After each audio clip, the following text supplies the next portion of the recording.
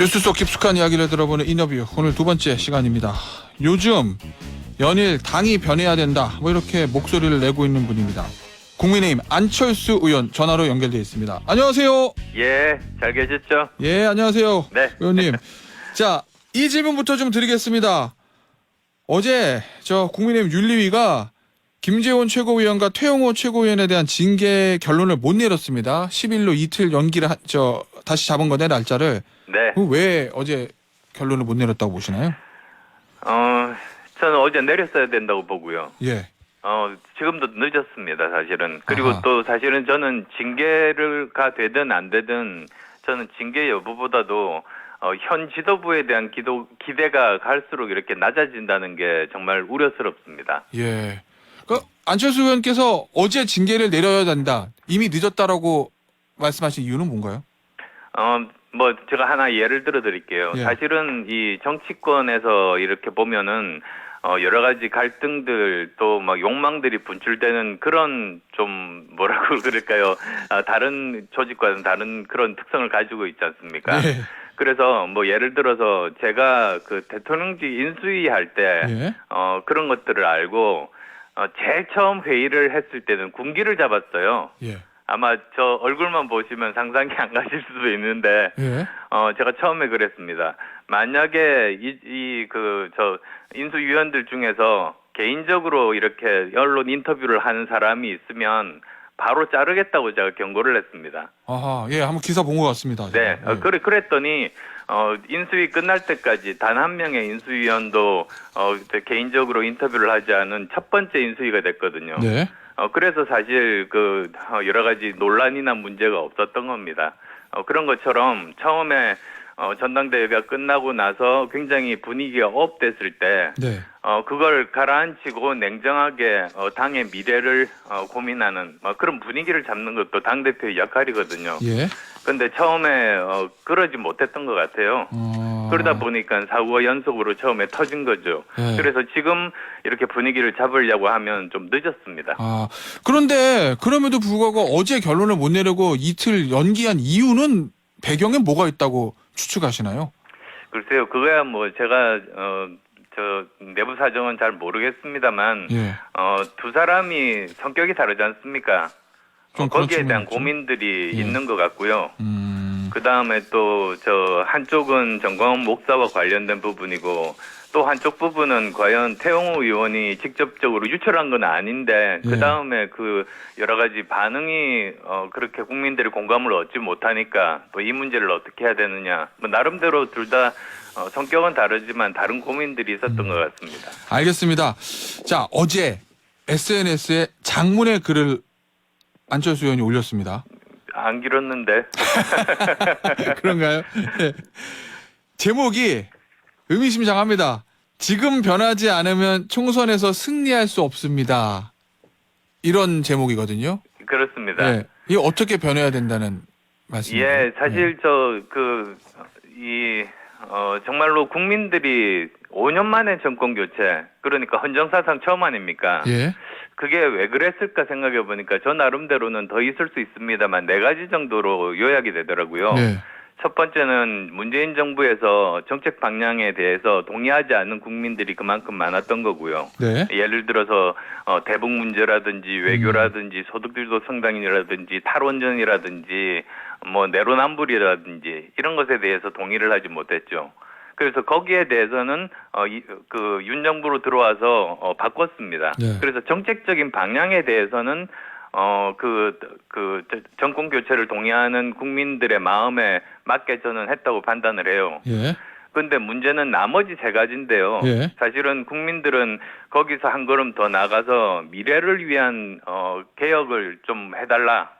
그 다음에 또 말만 잘 듣는 사람만 중용하지 말고 일 잘하는 그런 최고 인재들을 등용하고, 예. 그리고 또 잘못했으면 잘못했다고 하는 그런 내로남불을 하지 말아달라.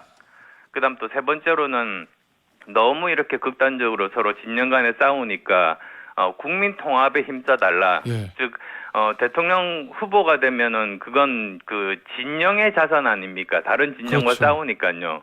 근데 일단 대통령이 되면 그건 대한민국 전체의 대통령이니까 이제는 진영의 자산이 아니라 대한민국의 자산이 되게 변신을 할 필요가 있거든요. 예. 근데 이제 그런 부분들 그 세 부분이 미흡했다. 아마 그렇게 평가하는 것 같습니다. 그게 전부 국민 여론조사에서 나타나는 거죠. 알겠습니다.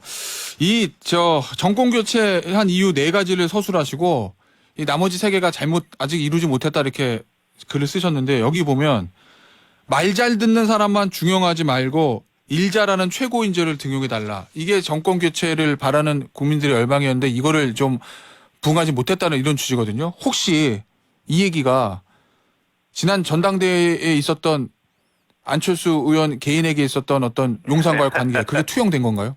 아유, 저는 항상 제 개인적인 그런 일 때문에 네. 이런 글을 쓰지는 않습니다. 오히려 저는, 원래 선거연합이라는 게, 네. 서로, 좀 다르지만 서로 힘을 보태가지고, 그렇게 해서 선거에서 이기지 않습니까? 그렇죠. 그 다음에 이제 통치연합으로 넘어갑니다. 통치연합. 그러면은 최소한 선거연합을 유지를 해야지 그 선거에서 이긴 그런 세력들을 가지고 안정적으로 국정을 운영할 수 있고요. 더 좋기로는 더 범위를 확대해서 야권에 있던 사람들까지도 포용하는 통치연합으로 넓히면 훨씬 더 안정되게 국정 운영을 할 수 있죠. 예. 그런데 지금 아시겠습니다만 반대로 이렇게 가고 있다 보니까 오히려 선거연합도 파괴되고 예. 조금씩 좁아지니까 이제 지지율이 30% 전후 어떨 때는 20몇 % 이렇게 되는 것 아니겠습니까? 예. 그런데 예. 여기서 탈출을 하지 않으면 예. 이대로 그냥 계속 내년 총선까지 가면 우리는 총선에서 이길 수 없다 그 뜻입니다. 자, 그러면 지난 대선 때 있었던 당시에 윤석열 후보와 안철수 후보의 선거 연합이 윤석열 후보가 대통령에 당선돼서 윤석열 대통령 정부 하에서 이 통치연합으로 가는 건 실패했다? 윤안 연대는 깨졌다? 이런 말씀이신 건가요? 그건 제 개인적인 문제가 아닙니다. 예. 정말 지난번 대선 때 보면은 보수와 중도의 연합이 예. 즉 보수가 중도의 마음을 사로잡았기 때문에 선거에서 이긴 것 아닙니까? 예. 그래서 꼭 제가 거기 포함이 되든 되지 않든 아하. 어쨌든 그 보수 중도의 연합이 그대로 유지가 되어야지 정권이 안정이 되는데 예. 중도가 지금 떨어져 나갔죠. 실제로 보시면은 거의 모든 여론조사에서 2030 지지율이 지금 10%대입니다. 예. 그러니까 그 전에 대선 때 당선됐을 때는 오히려 더 높았거든요. 그 다음에 또 중도층에서 부정평가가 65%를 넘은 지가 지금 굉장히 오래됐습니다. 예. 고착화됐습니다. 예.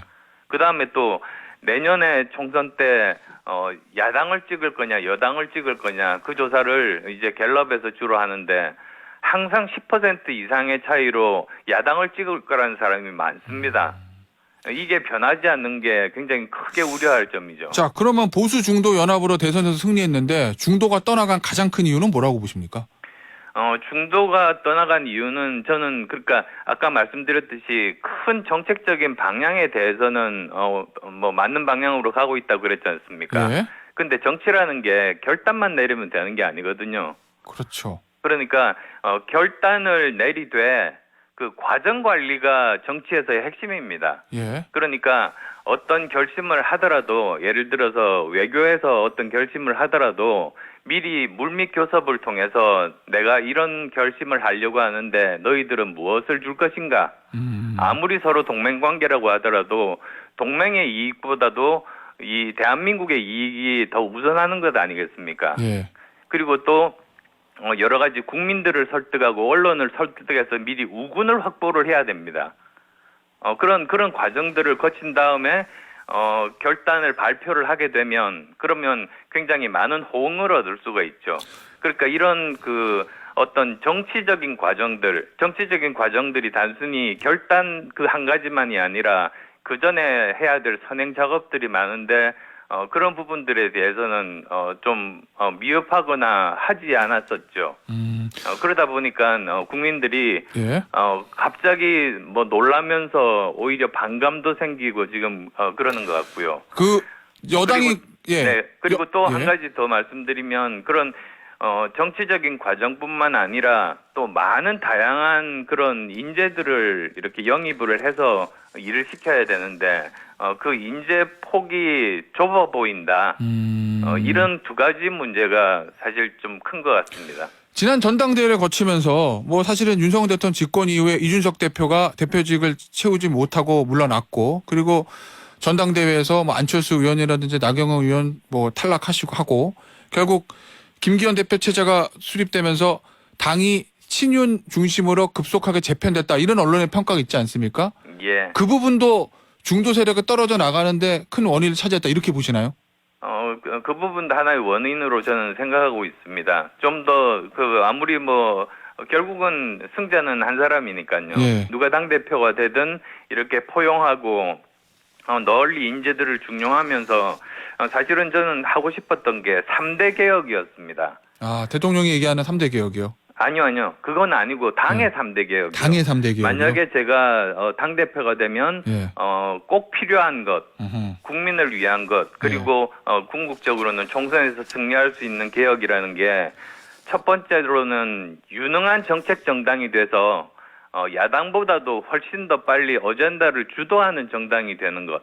예. 그다음에 또 두 번째로는 여의도 연구원을 개혁을 해서 정확하게 여론조사도 하고 선거 전략 기능을 회복하는 것. 예. 그다음 또 세 번째로는 교육 기능을 강화를 해가지고 저 젊은 정치인들을 키우고, 그다음에 또 연수원을 만들어서 당원끼리 서로 자유롭게 서로 만나고 친교를 쌓게 하고, 그리고 또 대국민 무료 정치 강좌를 열어서 그런 그 정당에서의 어떤 서비스 정신들을 국민들께 체감할 수 있도록 보여드리고, 예. 저는 그 세 가지만 하면은 내년 총선에서 우리가 이길 수 있다. 저는 그렇게 생각했는데 지금 보시면 아시겠습니다만 셋 중에 어느 것 하나 제대로 진행되지가 않아서 이런 점들이 좀 우려스럽다는 거죠. 자, 그러면 지금은 이대로 가면은 국민의힘이 총선에서 승리하긴 어렵다, 뭐 이렇게 진단하시는 것 같은데, 자, 그럼 다음은 총선 승리를 위해서 안철수 의원이 지금 지역이 분당갑이시잖아요. 예. 분당갑에서 당선되는 거를 넘어서서 당을 위해서 뭔가 하실